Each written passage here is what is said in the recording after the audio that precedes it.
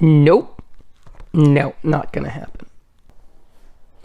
Hi there, and welcome to Gimme 2. My name is Mark, and in this video we're going to discuss Dungeons and Dragons in just 2 minutes.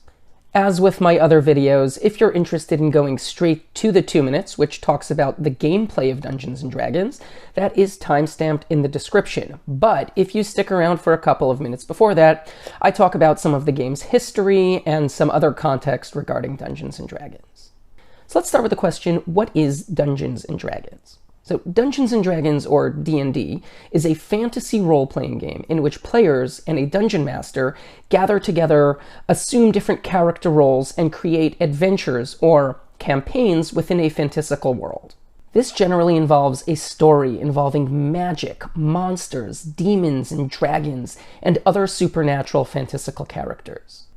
First created in 1974 by Gary Gygax and David Arneson, D&D is generally considered the world's most popular role-playing game.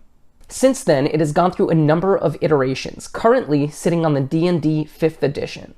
In contrast with set video game RPGs like The Elder Scrolls or Final Fantasies or Legend of Zelda's, D&D unfolds in much more unpredictable ways. Games are generally held in person or on video calls, rather than through digitally created worlds, as are certain collaborative video games. Games don't have specific time limits. They tend to take between 3 or 4 hours, but can be much shorter or even span several days if people are having enough fun.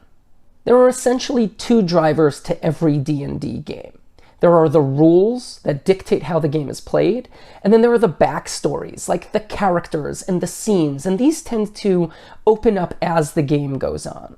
There are defined D&D monsters with their powers, as well as predefined stories called modules, but the objective of the game is to use the participants' creativity to build out a rich story as the game progresses. In order to play, you need players, and you also need a place to play. So this could be a basement, a studio, an open area outdoors, anywhere that you can gather enough people.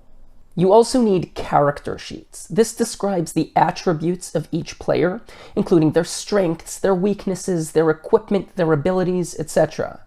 You also need dice. Typically, the 20-sided die is the most popular, but there are also 12, 10, 8, 6, and 4, which die you use depending on what action you're performing. What you don't need is costumes. While this might add to the world building and the storytelling, it's become a bit of a stereotype in society, and it is absolutely optional.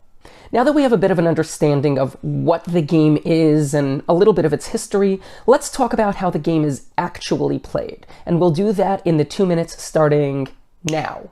The Dungeon Master, or DM, builds a world, which includes the setting, the tasks, and their difficulties, as well as monsters and enemies. While guidelined, a lot is left to the discretion of the DM.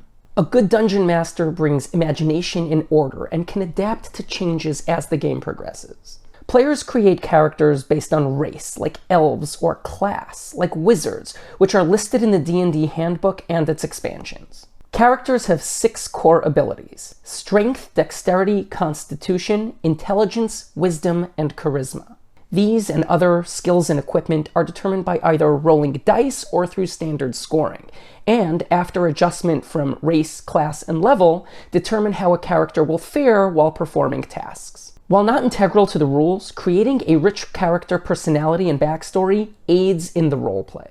Once the DM sets the scene, the players act, and the DM notes the effects of those actions. Any action that can fail with a consequence is determined by rolling a die, which, after adjustment per the player's attributes, must surpass the difficulty of the task or result in failure.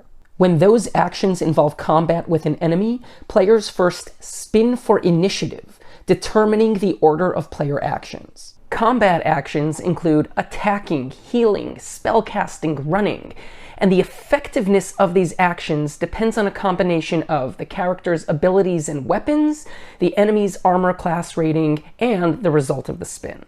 Both players and enemies have hit points, which determine how much damage they can take before being knocked unconscious and, if not revived, killed. Combat can end in a variety of ways, including defeat, surrender, retreat, etc. The DM will continue to control the direction of the story based on player decisions until either the campaign is completed or the players have had enough. I hope you enjoyed that video. I enjoyed researching this game. I have never played Dungeons & Dragons before, but I have played other role-playing games like Final Fantasies or Legend of Zeldas or Evermore or some of those older Square Enix Suite games. I'd also like to thank all of the players of Dungeons & Dragons that have reviewed my notes to make sure that I was accurately depicting the game. If you did enjoy the video, please consider liking, subscribing, commenting, hitting the bell, all of those good things, and I hope to see you in another video. Thank you so much for watching.